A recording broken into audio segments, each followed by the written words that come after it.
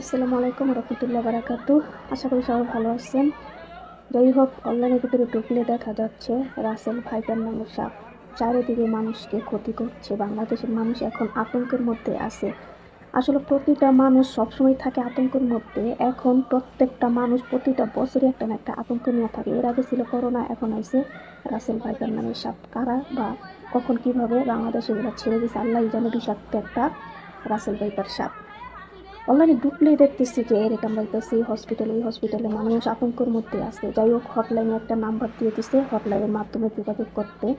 যারা এই Russell viper সাপ দেখে বা যদি কাউকে কামড়িয়ে থাকে, এই নাম্বারে যোগাযোগ করলে হয়তোবা তারা দূরত্ব পৌঁছাবে।